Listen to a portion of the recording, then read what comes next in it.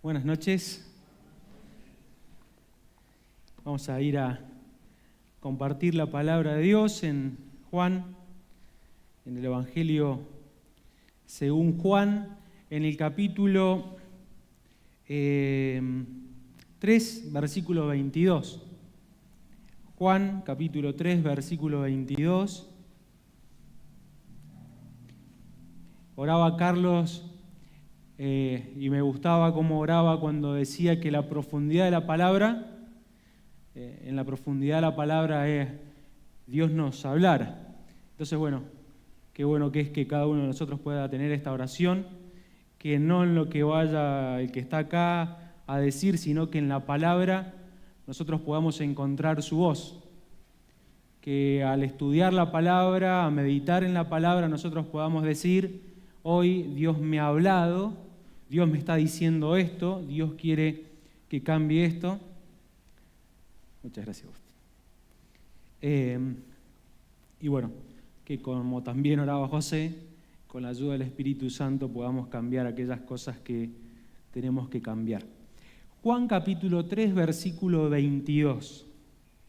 Vamos a leer en esta noche hasta el 30.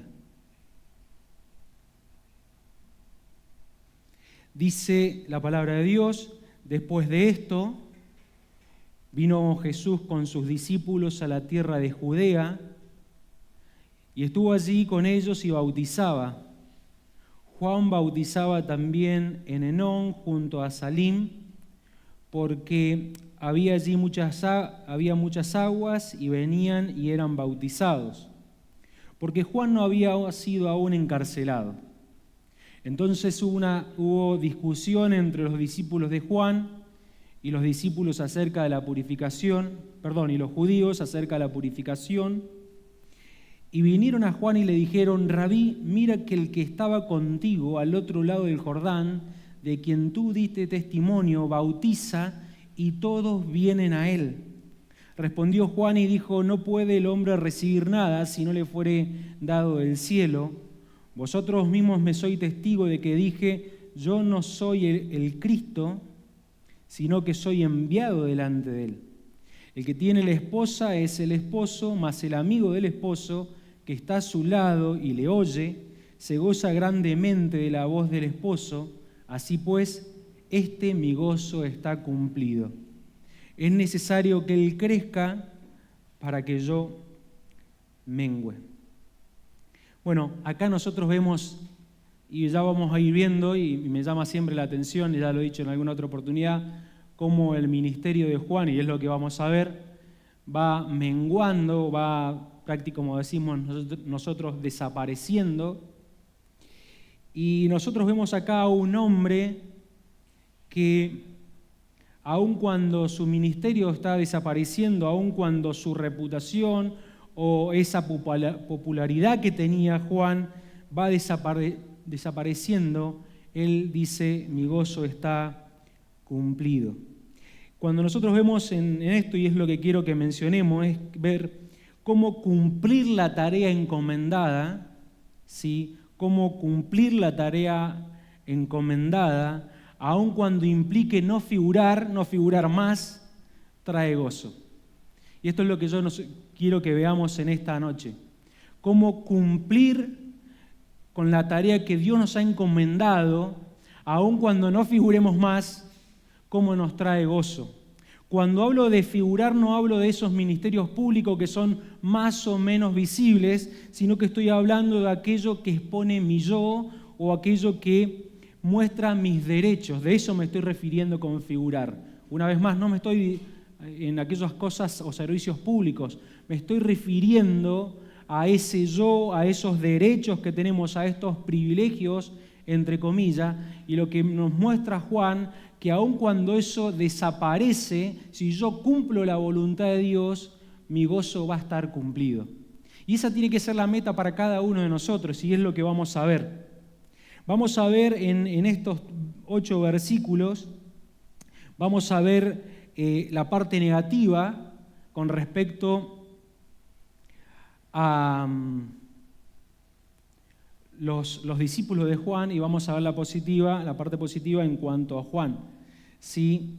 Lo contrario a esto es que cuando busco ocupar ese lugar de privilegio, cuando busco tener o tomar esos derechos que según a mi criterio me corresponden, pierdo lo por lo cual fui encomendado.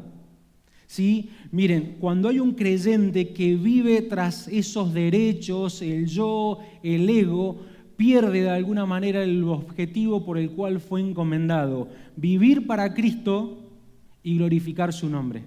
Nadie, yo no he visto a nadie, seguramente ustedes tampoco, y en la Biblia tampoco queda registrado, nadie que haga, por así decirlo, uso, entre comillas, de sus derechos, hablando del yo, nadie que haga de esta manera o viva de esta manera puede decir: estoy cumpliendo lo que Dios me ha encomendado. De hecho, al Señor Jesucristo se le encomendó venir a servir a este mundo al punto de entregar su vida por nosotros.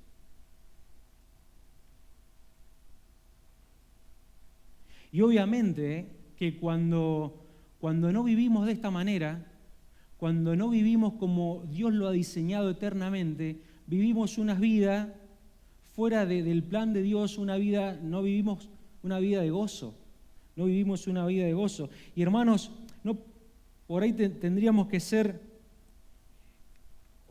mejor dicho, el mejor ejemplo para esto somos nosotros mismos.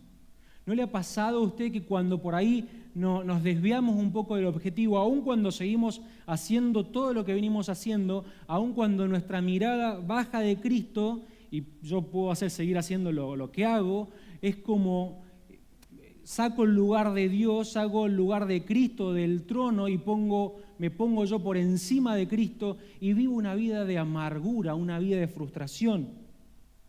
Esperamos de todo y en todos reconocimiento, esperamos los aplausos, esperamos que nos den la razón. Todo, esperamos, como dije, de todo y de todos. Lo único que no esperamos es el anhelo que tenemos nosotros, aquellos que decimos ser discípulos de Cristo, que un día Cristo nos diga: bien, buen siervo fiel. Y yo sé que usted y yo lo sabemos de memoria y queremos escuchar esto, pero de este lado del cielo, todavía luchando con nosotros mismos, somos como Esaú. Cambiamos eso eterno, por los aplausos de este mundo. Y yo seguramente, si nos pregunta y usted me pregunta a mí, es muy probable que le diga: no, la verdad que yo quiero que el Señor me diga, pero de alguna manera es como ese hizo, ¿no?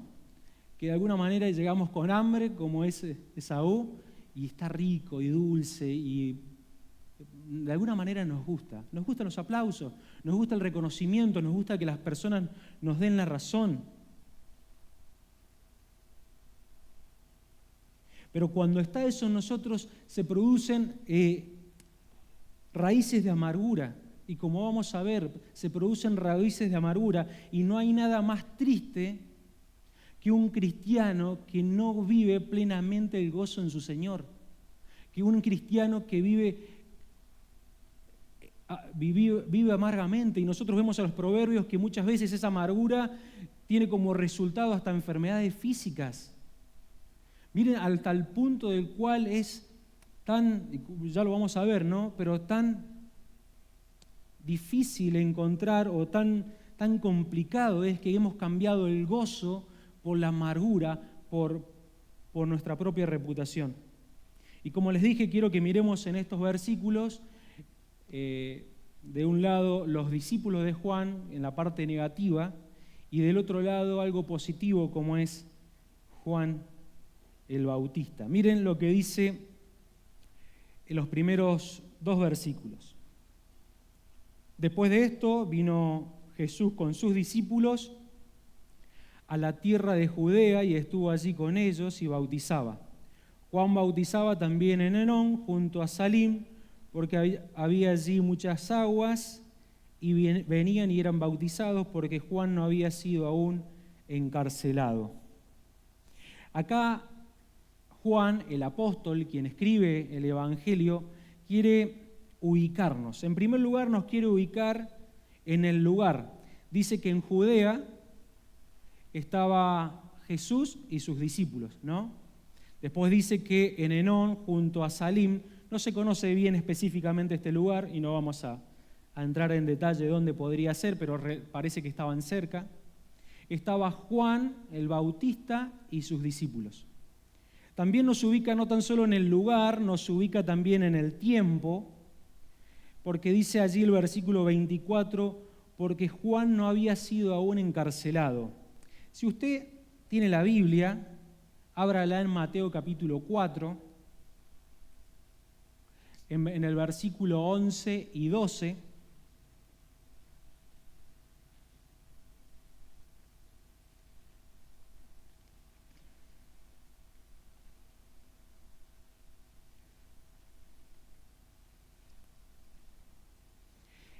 En esos versículos usted va a poder ver que terminan como dos secciones. En el versículo 11 termina lo que es la tentación del Señor Jesucristo. El Señor es llevado y es tentado.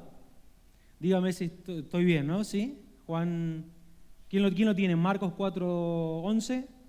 Sí, está bien. Mateo, perdón, dije. No, era Mateo 4:11. El Señor es llevado y es tentado, y en el versículo 12 dice que Él comienza su ministerio en Galilea, y en ese mismo versículo dice que, no sé quién me puede ayudar, que Juan estaba preso. Acá dice en estos versículos que Juan todavía no había sido encarcelado. Entonces a lo que se está refiriendo Juan, hablando del tiempo, es entre que el Señor había vuelto del desierto y el Señor comenzaba su ministerio en Galilea. ¿Se da cuenta? En ese intervalo de tiempo, nosotros sabemos que los evangelios no es una historia de corrido, en ese intervalo de tiempo es que está sucediendo esto, y a diferencia de los evangelios sinópticos, sea Lucas, Mateo y Marcos, Juan añade esto, y es muy importante porque lo añade y muestra cómo el Señor comienza a bautizar, como vamos a ver en Judea. ¿Sí? Entonces nos ubica en el lugar, nos ubica en el tiempo entre que el Señor vino del desierto y comenzó su ministerio en Galilea. Juan el Bautista todavía no había sido encarcelado. Él nos ubica en el lugar, nos ubica en el tiempo, pero también nos ubica en el ministerio. Fíjese que dice el versículo que Jesús bautizaba y que también Juan bautizaba. Tenemos que aclarar que el bautismo de Juan y el bautismo del Señor Jesucristo era diferente, ¿sí? Iba a ser diferente, mejor dicho. Juan bautizaba en agua para arrepentimiento, el Señor Jesucristo iba a bautizar en el Espíritu Santo.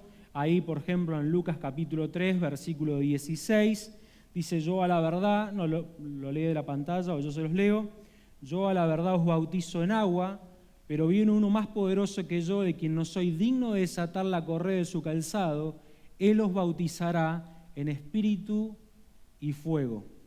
¿Sí? Entonces acá hay una de tantas diferencias, de la cual cuando hace referencia la mayoría de las veces, cuando habla del bautismo de Juan y Juan el Bautista y el Señor Jesucristo, es esta gran diferencia. Ahora, el contexto de este pasaje no está hablando de ese bautismo del Espíritu Santo, sino que está hablando del bautismo físico como nosotros lo conocemos, ¿no? En vez de hacerlo acá, lo hacían en donde había muchas aguas, y era cuando la persona se sumergía.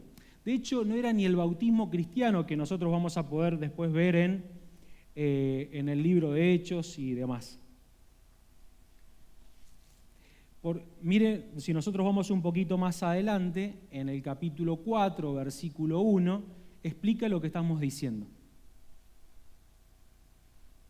Y vaya conmigo y vayamos juntos armando esta idea, porque es importante un lugar, ¿sí?, en un tiempo y un ministerio. Ahora, con respecto a esto, a este bautismo, dice Juan capítulo 4, versículo 1, es el mismo contexto del pasaje: cuando pues el Señor entendió que los fariseos habían oído decir, Jesús hace y bautiza más discípulos que Juan, aunque Jesús no bautizaba sino que sus discípulos.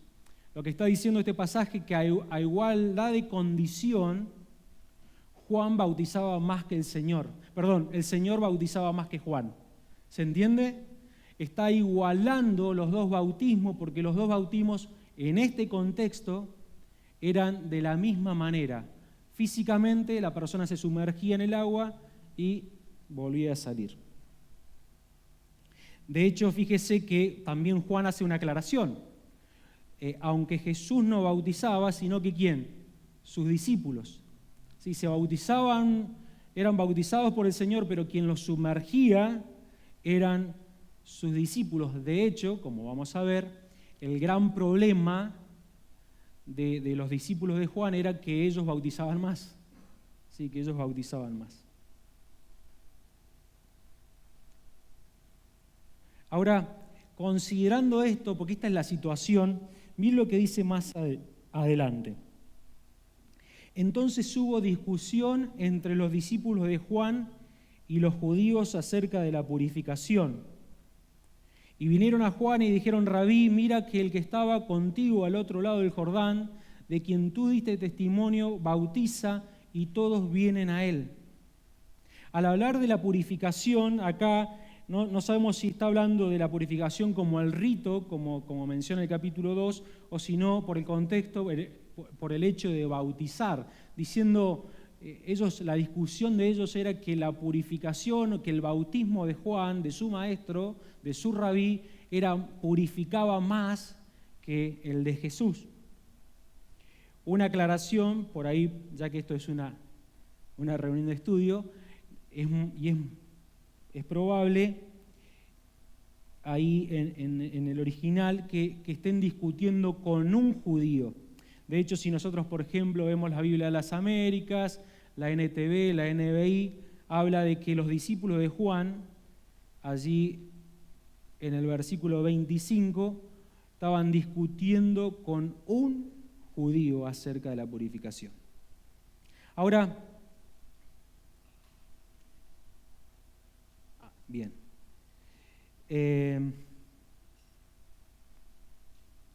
Ahora, al ver todo esto, dice que los discípulos de Juan van y le dicen a Juan, y nosotros muchas veces no lo podemos traducir bien, pero ahí cuando dice, y vinieron a Juan y le dijeron: Rabí, mira, es como ahí una exclamación, es como: Juan, Rabí, maestro, presta atención lo que te vamos a decir.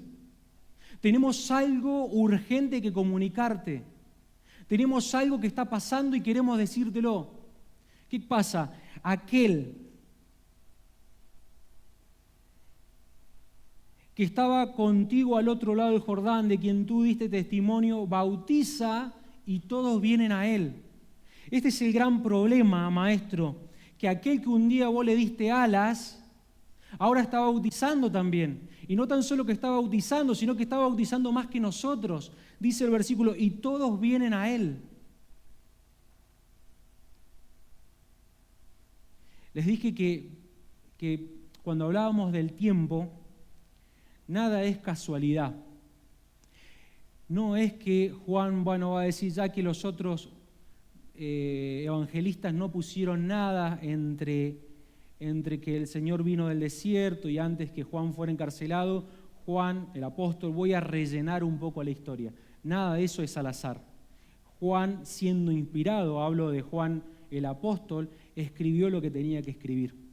Y Juan está escribiendo algo grandioso en este versículo, por más que por ahí nos resulte un poco difícil de entender, o por ahí no logramos entender completamente. Es que hay dos bautismos, aún físicamente. El primero, o hablando de Juan el Bautista, es la alarma. Tengo que cambiarla porque el último miércoles también me sonó.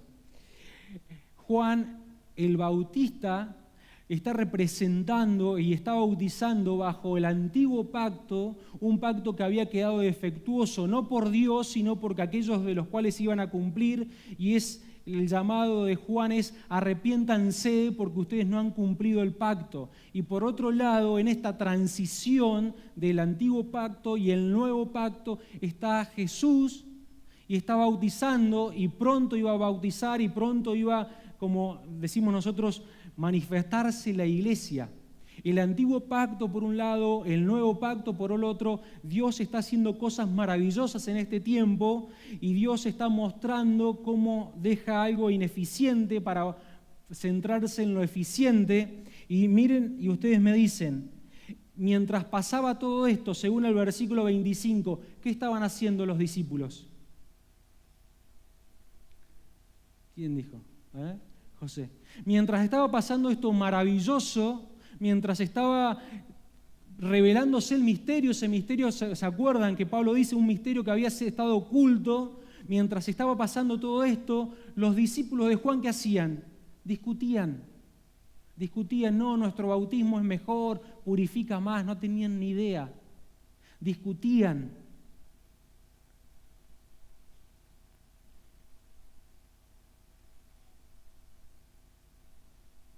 Y me acordaba de Lucas, no lo busques, 6:45, que dice: de la abundancia del corazón, habla lo que estaban mostrando ahí, y es lo que nosotros mostramos todo el tiempo, era lo que había en su corazón, era lo que manifestaba en su corazón. No era que se estaban queriendo poner de acuerdo, a ver cómo vamos a hacer, no, estaban manifestando. Mientras Dios manifestaba su plan eterno, estos hombres manifestaban lo que había en su corazón.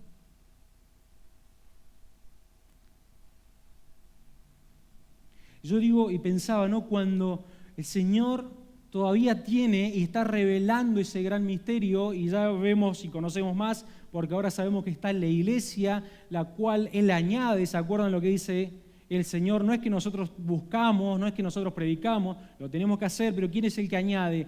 El Señor añade a aquellos que iban a ser salvos. Aun cuando el Señor lleva a cabo su plan, muchas veces nosotros ¿qué hacemos? Nos parecemos a estos hombres. Discutimos. Y no es que discutimos doctrina, sino que discutimos a raíz de nuestro orgullo. Dice: el que estaba contigo, le vienen a reclamar, ese que vos diste fe, el que estaba contigo al otro lado del Jordán, de quien tú diste testimonio, y bautiza, y todos vienen a él. ¿Se acuerdan qué veía Juan cuando miraba al Señor Jesucristo? Este es Juan. ¿Qué miraba cuando miraba al Señor Jesucristo? El Cordero de Dios. Y al otro día, cuando lo vio de vuelta, vio el Cordero de Dios, que quita, en la primera oportunidad dijo que quita el pecado del mundo. Después este mismo Juan reveló que Él era el Hijo de Dios, es decir, Dios. Miren lo que está mirando Juan.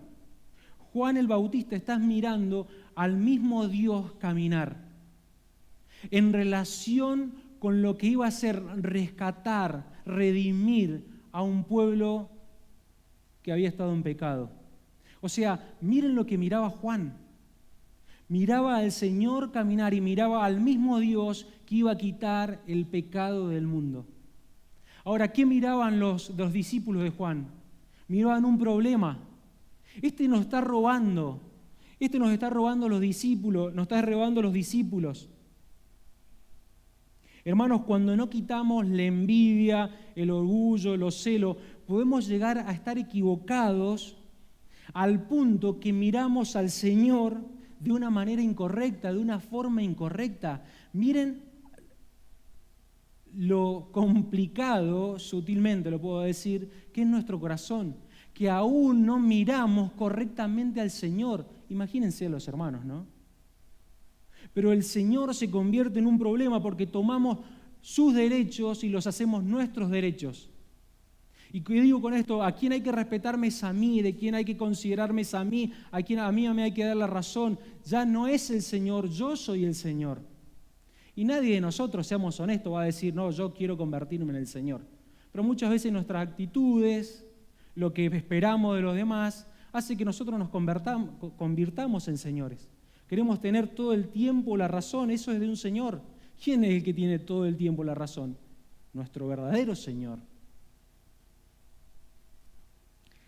Buscando ser por ahí justo al pasaje, podríamos decir, dice el versículo 26, de quien tuviste testimonio, y todos vienen a él. Ahí usted lo está leyendo. Todos vienen a él. Ahí hay una hipérbole, una exageración.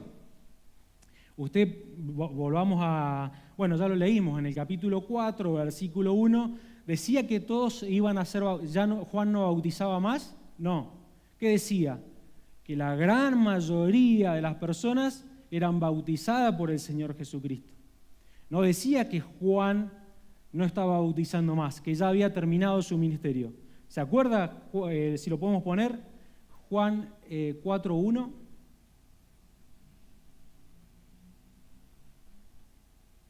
Juan capítulo 4, versículo 1.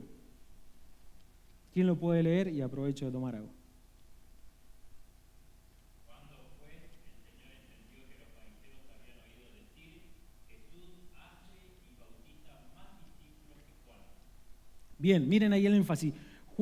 Jesús hace y bautiza más discípulos que Juan. Cuando fueron a Juan, los discípulos, ¿qué le dijeron? Todos van a él. ¿Sí? Todos van a él. Estaban exagerando. Y yo pensaba, ¿no? Esto no tenemos que pasarlo desapercibido. Muchas veces nosotros podemos caer en lo mismo que cayeron estos hombres.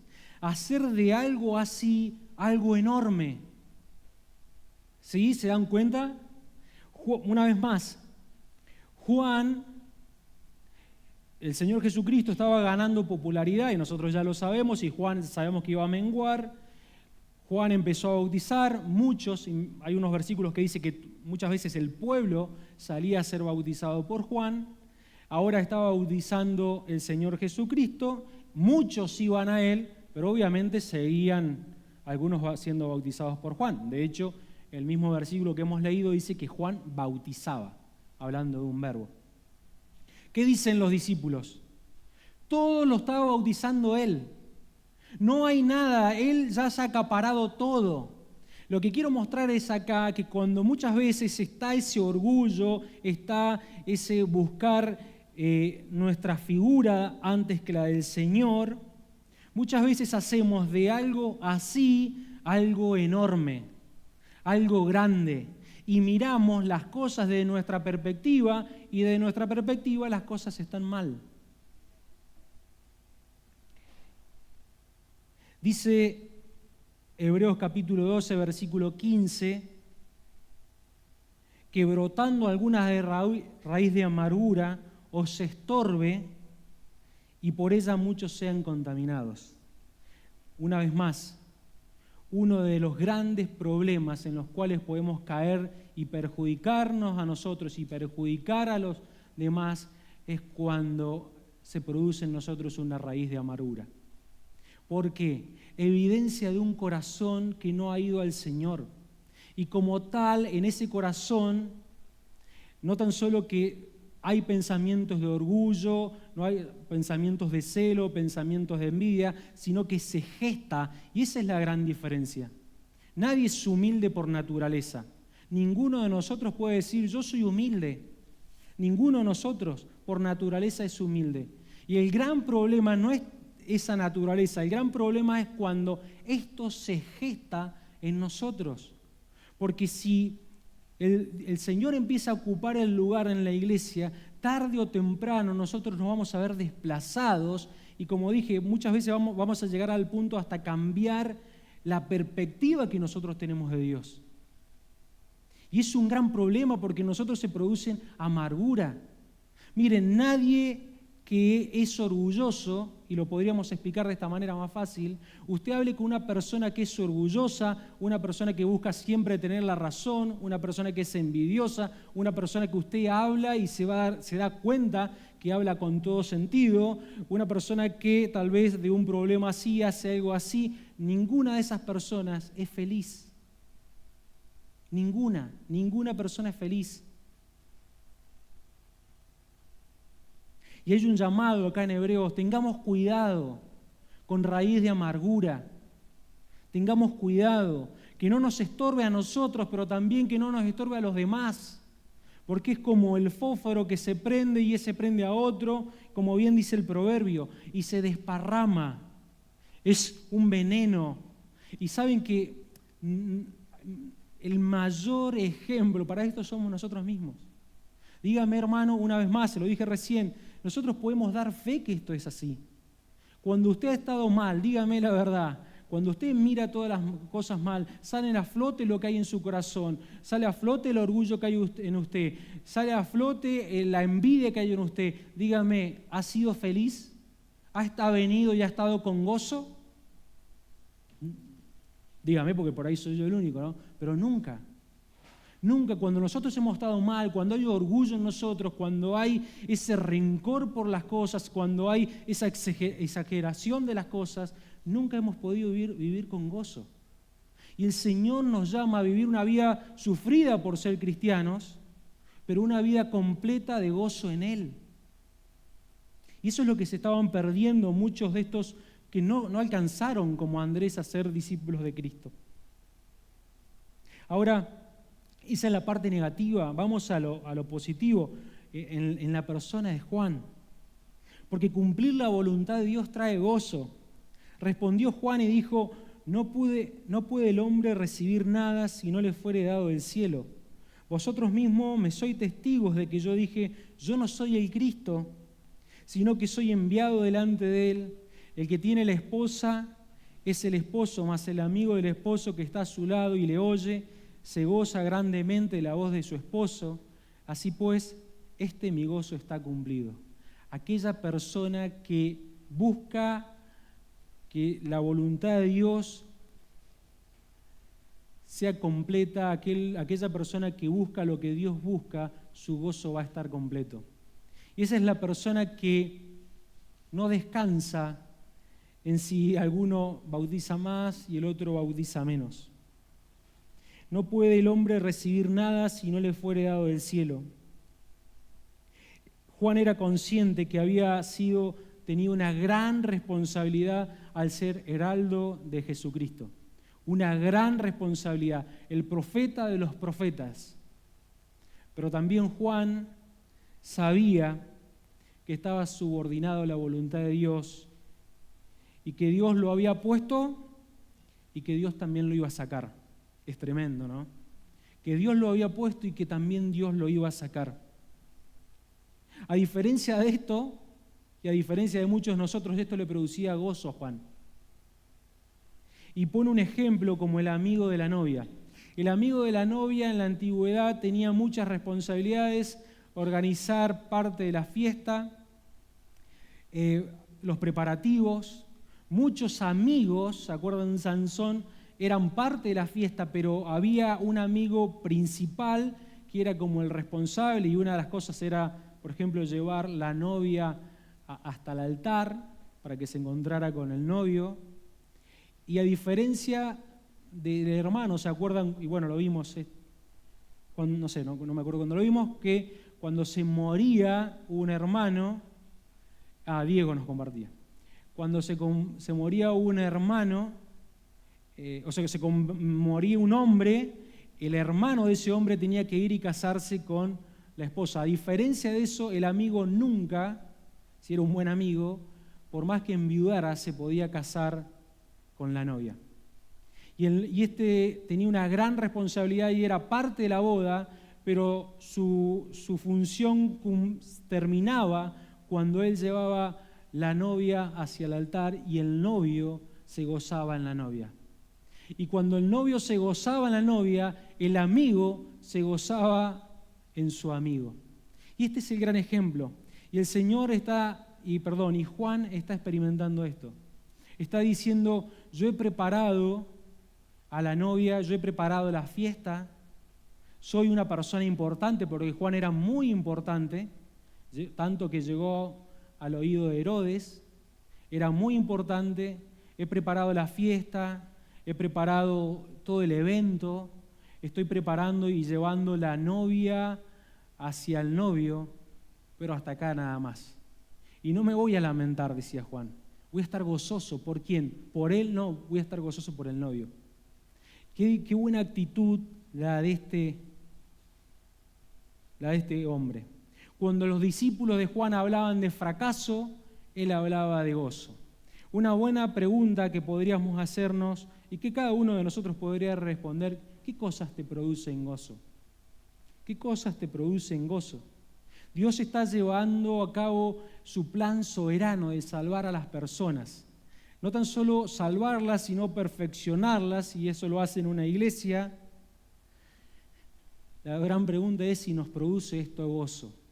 Nos produce gozo que una persona se convierta y que esa persona que alababa a Satanás ahora alabe al Señor. ¿Nos produce esto gozo? Qué buena oportunidad para rogarle al Señor, como bien nos oraba José. Es una buena oportunidad para ver si no experimentamos esto, decirle: Señor, yo quiero ser como Juan. Hay muchas cosas que cambiar. Y muchas veces, Señor, y nuestra oración tiene que ser sincera delante de Él, tú sabes que mi corazón es una máquina de ídolos. Mi corazón es una máquina de pensamientos que van en contra de tu voluntad. Es una máquina de pensar que yo soy el centro de todo. Es una máquina. Es una máquina. Nuestro corazón es una máquina de ponernos en el centro de la escena. Te suplicamos, te suplico, Señor, que me saques, que me hagas ver como Juan, que me hagas ver como Juan, porque no tan solo aquel que cumple la palabra vive una vida de gozo, sino que, y con esto termino, sino que cumplir la voluntad de Dios tiene que ser nuestra máxima necesidad. Y ahí es el versículo conocido: es necesario que Él crezca para que yo mengüe. Le decía ayer a Andrea, uno de los hombres que más me llama la atención en la Biblia es este hombre, Juan.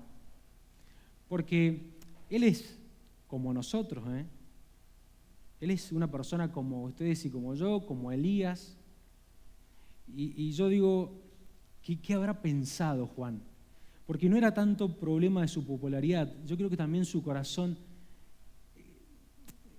Él hizo de esto una necesidad, a pesar de lo que podía pensar. A pesar de que, yo pensaba, ¿no? Se me fue uno, se me fue Andrés, ahora se me fue el otro. Tenía 100, ahora tengo 50. Jesús tiene 100, me quedan 25, Jesús tiene miles. Miles que están dispuestos a morir por Él.